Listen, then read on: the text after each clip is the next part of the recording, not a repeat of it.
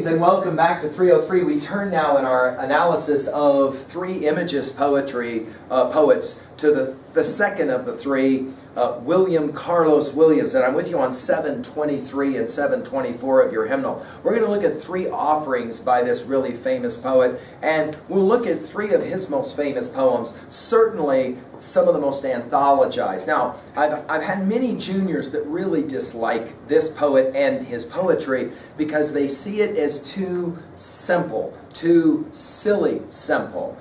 Let's take a look, though, at these poems and try to see them for what they are as works of imagism, okay? The first one is probably his most famous, William Carlos Williams' most famous poem on page 723, The Red Wheelbarrow, okay? So let's take a look now at this poem, and right away we'll have some annotative work that we're doing. You already have your annotation set up down the left-hand side. You've drawn your numbers up, 1, 2A, 2B, 3A, 3B, and now we're ready to work. Again, just to remind, so you're prepping yourself for the exam, remember to log in correctly. So remember that you've got page 723 as part of your login. Remember that you've got the poet's name there, William Carlos Williams. Make sure that you've got, obviously, the title, The Red Wheelbarrow, okay? Let's read it. I'm with you on 723. You tell me what you think. So here's what I'm going to do. I'm going to play a game with you. I'm just going to read the poem, and then I'm not going to say anything for a few seconds, and I'm going to let you at level 1 summarize what this poem is about. Okay? Let's play the game, shall we? The Red Wheelbarrow. So much depends upon a red wheelbarrow, glazed with rainwater beside the white chickens.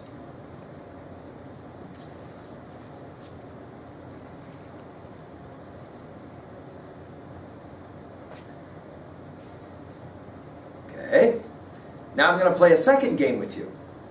I'm going to read it again with you, only this time we're going to work at level 2B. Not what the poet says, William Carlos Williams, but how the poet says it. That's our rhetorical understanding. And we're going to look simply at the poem as structure. So, for example, we're going to ask, how many stanzas? We're going to ask, what about punctuation? Okay? And we'll ask about number of words in each stanza. Right? Let's take a look again. William Carlos Williams, The Red Wheelbarrow. So much depends upon a red wheelbarrow glazed with rainwater beside the white chickens.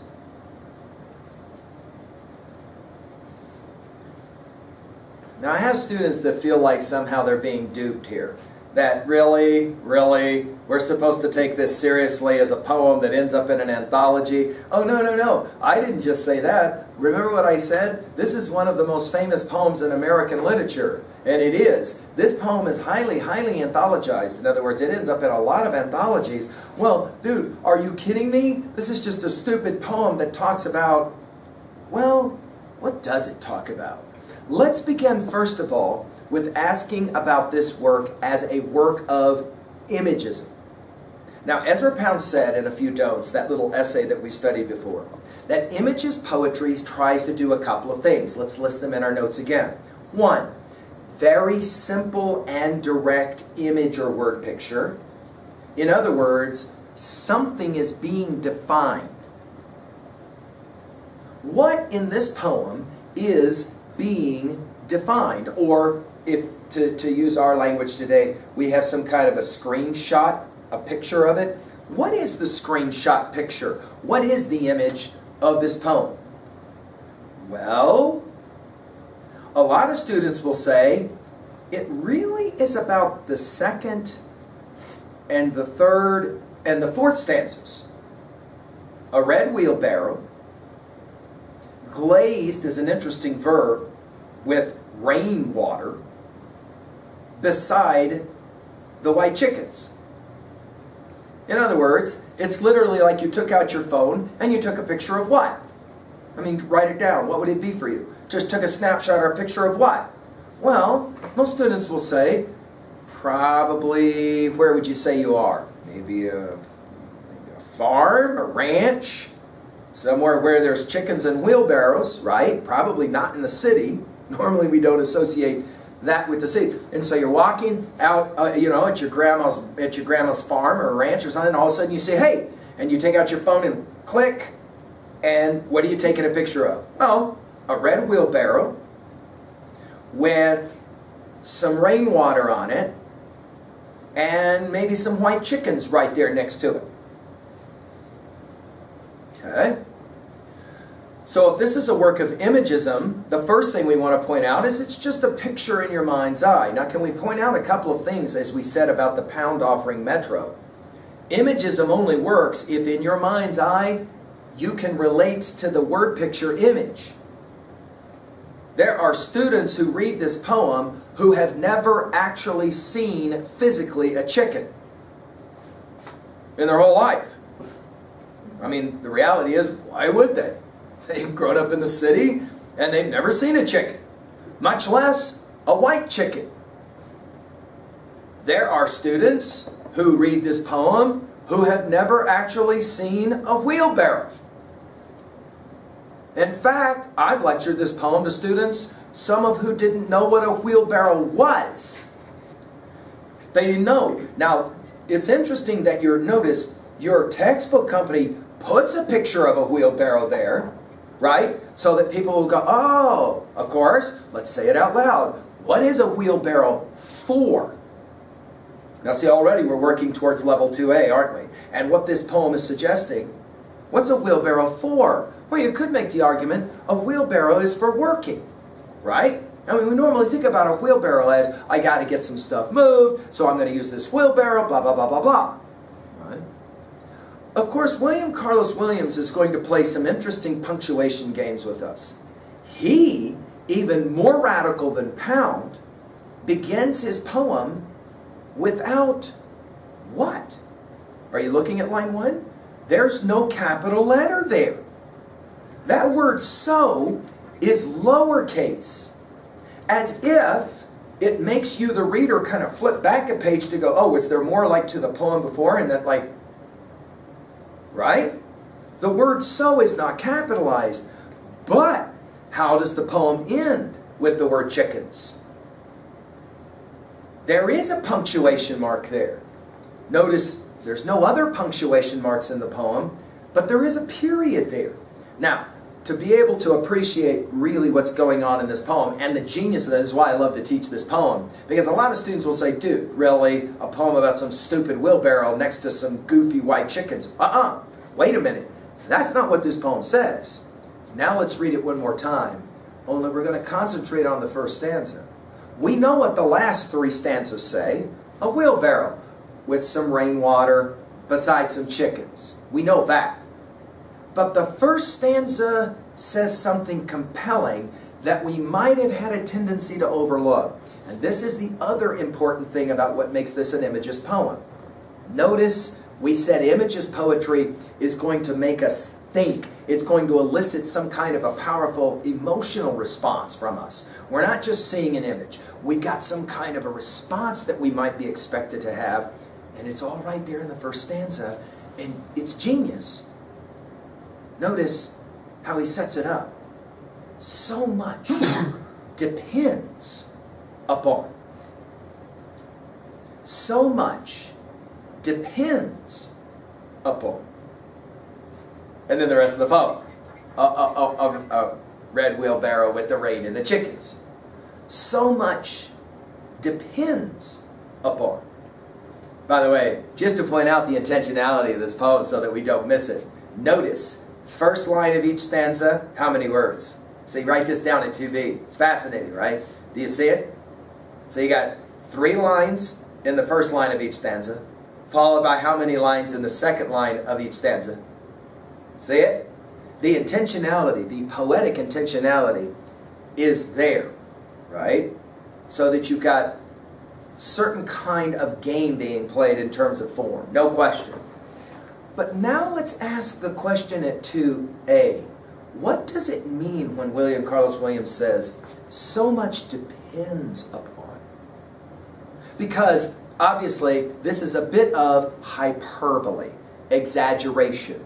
In other words, in the history of the world, can we really say that wheelbarrows and chickens are that important? I mean, really? Can we really say they're that valuable? Well, that all depends. What do you mean that all depends? That's the stupidest thing I ever heard you say. No. That all depends on what you think of wheelbarrows and chickens represent or symbolize. Oh, now wait a minute. That's interesting. Right? Because wheelbarrows can represent what? What do they represent? Go ahead and have a think of it. What do they represent? Jot it down in your notes. What do wheelbarrows represent? Well, many have argued that wheelbarrows represent all things technology. Right? It's one thing to pick up 100 bricks and carry them from point A to point B. It's another thing to throw 10 bricks in a wheelbarrow and just roll it over to where you need them and dump them out on the floor and then go back and get, right? In other words, what does a wheelbarrow allow you to do? Work without work. Now, for those of us that have done any cement work, we know that, of course, just because you have cement in a wheelbarrow and you're supposed to roll it from point A to point B does not necessarily mean that's not work, right? But it's a whole lot easier work than picking up shovel after shovel of cement and walking 35 feet with it, right? In other words, a wheelbarrow can represent here the wonders of science and technology, the human ability to be able to translate somehow technology to our advantage. Well, how is that different from chickens? See, some of you are going, oh yeah, I guess that's true. You don't make no chickens. You make wheelbarrows. You don't make chickens. Chickens, of course, can represent then what? Wow, that's interesting. If wheelbarrows represent the man-made, human-made, woman-made world that we inhabit in terms of technology, well, what do chickens represent?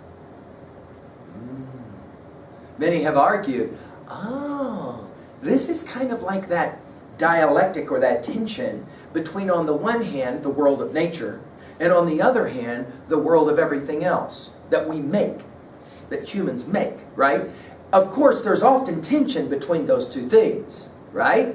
If you'll think about it, the differences in most people's minds between our small town of Worland and the big town of Denver is this very distinction.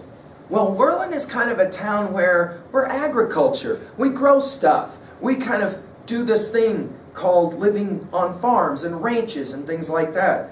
Denver is defined, mostly, by not that, but rather the stuff that's made, right? Technology. Correct? Cities are kind of understood that way. Country life is kind of understood with wheelbarrows and chickens. So what does he mean in the first stanza when he says, so much depends upon? Well, that's an interesting question. Now we can jump to 2A observations about themes messages. Let's list a couple of things that this poem has solicited for people. One argument is that he is talking about from a personal perspective for himself, whoever the speaker of this poem is, himself or herself. That in that speaker's life, so much depends upon a single memory of a special time or a special place. I've had students, for example, who read this poem, who once they kind of get it, understand what's being said, because when they were young, they went to their grandma's farm, and they there saw the wheelbarrow and the chickens and the ponies or whatever. And it brings to mind a nostalgic memory of something that's now probably passing away. The simple nature of life. We think, of course, of the poetry of Frost as we talk about that great American poet who will celebrate the fact that America is in large measure, once at least, was a nation of farms, of workers on farms, right, and that kind of thing. There's a second reading of this, and that's the not personal reading, but the political reading. In other words, in the history of the world, wheelbarrows and chickens are really important, because in the history of the world, Those are the two things that are always kind of in tension. The world of nature and the world of technology. The wheelbarrow is representative of technology. Finally, let's point out that, notice we have some interesting rhythms here. So much depends upon a red wheelbarrow, glazed with rain water beside the white chickens. Ba-bum, ba-bum. You have a very simple kind of rhythm in play here, right? The word so carries all kinds of interesting meanings and uses as well, right? To put it with this first line, so much depends upon, challenges the reader to agree or disagree with the speaker that says there are some things that are really important in life, but they're often really simple too. Let's jump to 3A really quickly. Let's ask a question about how you can relate this to another title. First of all, it's simple. Let's relate this to Ezra Pound's essay, A Few Don'ts, about Images poetry, where he says you don't have to have long, verbose kinds of sentences in your poetry to have a profound effect. Compare this to the text on the effacing page in A Station of the Metro. How do you see these two titles as somewhat similar? How do you see them as a little bit different? We've already mentioned, for example, that even William Carlos Williams' poem doesn't even have a capital letter. Some people have pointed out, by the way, there's no capital letter anywhere in the entire poem. Notice in Metro, the capital T for thee and the capital P for petals, because traditionally that's what you do. You capitalize the first word of each new line of poetry. You'll notice that William Carlos Williams does not play that game at all. Right? Let's ask about 3B really quickly. What for you is a way to relate personally to this poem? Let me give you an example, because I've had students say, there ain't no way to relate to a poem like this. Let me help you out. How about this one? If I were to ask you to finish this line, you finish it right now, so you get ready to finish it at 3B. In your life, so much depends upon blank. What is it for you? What is one thing in your life that everything seems to depend upon? Is there something? I mean, one student once said air. Oh yeah, that's true. So much depends upon air. But of course, air is only good if you have lungs. Am I right? Air is only useful if you have lungs as a human being, right? Okay? But now let me ask it this way. What single object in your life does so much depend upon? Ah, now that's an interesting question.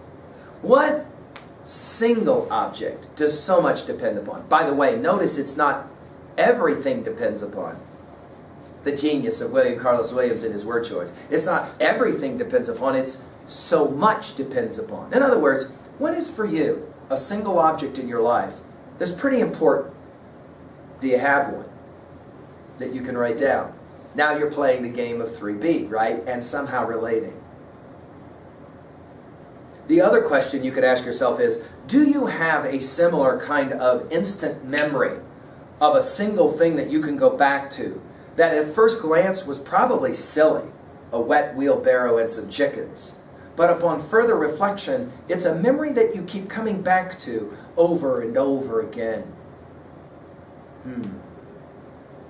I had a student once who said, it was the last time I saw my mom before she passed away. She died of breast cancer. And the last time I saw her face, that comes back. So much depends upon that memory. She's like, for my whole life, I don't want to forget that memory. So much depends upon that memory. It's a significant way to read this poem as well. All right, let's look at the next William Carlos Williams poem. By the way, to work with one Images poem helps you to work with the next Images poem. And you'll see this very much the case with William Carlos Williams. This is his famous little poem, This Is Just to Say. Okay? The title, by the way, will be significant here. This is just to say. I'm on page 723. This is just to say, I have eaten the plums that were in the icebox and which you were probably saving for breakfast. Forgive me, they were delicious, so sweet, and so cold. And by the way, if you want to turn the page to see if that's all there is, go ahead. And you would have good reason too, because notice, unlike the poem we just looked at, this poem will end with what? No punctuation. Good one. No punctuation, right? No period, which instinctively makes you kind of go, well, so again, we're working with another poem where our first instincts are to go, really? That's it? But we don't do that as easily now because we've already read now 2 offerings of Image's poets. The first one, Metro, and now Red Wheelbarrow. And so our instincts now are to be a little bit more, can I use this word without insult, sophisticated as readers. In other words, we don't look at this the way a 7th grader would. Wow, that's pretty stupid. But we start to look at the poem and ask, how does the poem work? I would write that down at 2B. How does the poem work as a work of imagery? Now let's start at 2B, just like we did with the Red Wheelbarrow, and let's ask about structure. Okay? Let's look at the poem a second time from the perspective of structure. Where the line breaks are, let's write that down. Where the line breaks are, right? Because to be fair, line breaks are significant. By the way, just jump back up to Red Wheelbarrow. You could have, William Carlos Williams could have written that poem as the first line, so much depends upon. The second line, a red wheelbarrow. The third line, glazed with rainwater. The fourth line, beside the white chickens. Correct? So question, why did William Carlos Williams break off the first line after the word depends and then went to the word upon in the second line?